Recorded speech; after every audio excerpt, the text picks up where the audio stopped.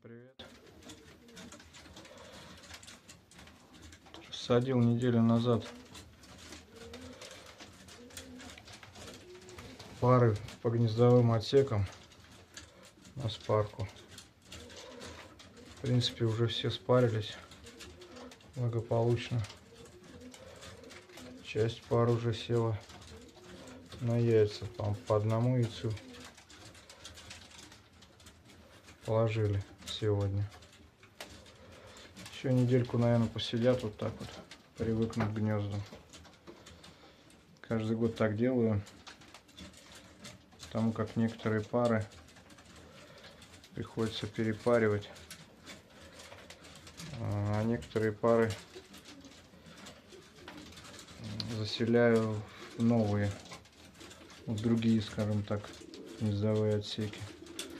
Поэтому, чтобы драк не происходило, от недели до 2 держу вот в закрытом состоянии. И вот так вот кормлю, пою ежедневно. Потом, в принципе, выпускаешь, и они уже достаточно легко и быстро определяют свое местоположение в гнездах. Или правильнее сказать, местоположение своих гнезд. Вот так вот. Вот здесь у меня основная часть голубей — это мордовские рябые. Ну и 4 пары пермских, 3 пары черных и 1 пара красных. Потому как место свободные гнезда были, решил здесь их поселить в этом году. Вот. Так что вот так вот происходит ежегодная паровка. Сегодня уже 17 марта. Но обычно где-то в марте спариваю. В этом году хотел пораньше, но, как всегда, не получилось. Ну, собственно, я не переживаю. Свои там 2 выводка взять успею.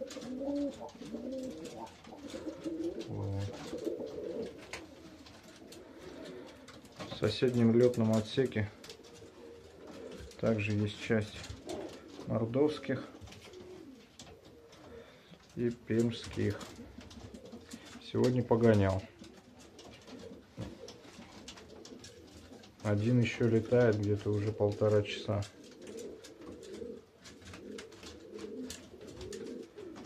Так что второй выход. Ну, в принципе, не особо хорошие результаты. Но ничего, время есть. Вот. Пермские, пермские, пермские.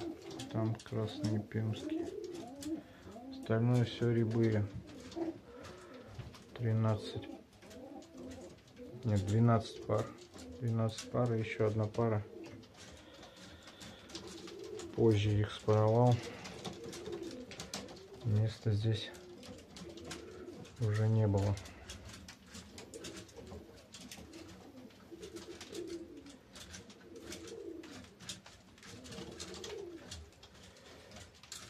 Сейчас поедят, попьют. И воду с зерном можно убирать до вечера. Вечером такая же процедура.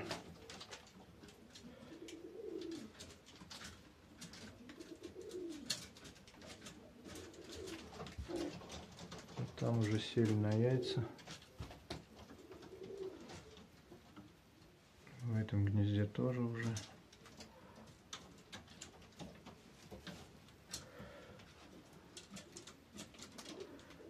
Красные пермские тоже уже положили 2 яйца, но я их перекатил под другую пару.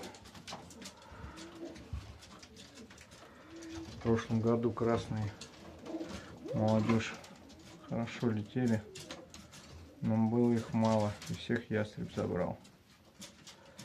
В этом году попробую побольше получить детей, штучки 4 хотя бы, 6 может.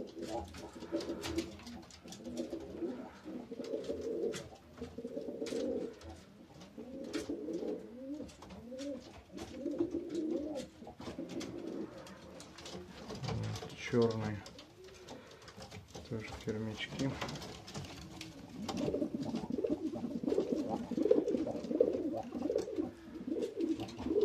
Здесь тоже черные пермяки. Ну а здесь рябые.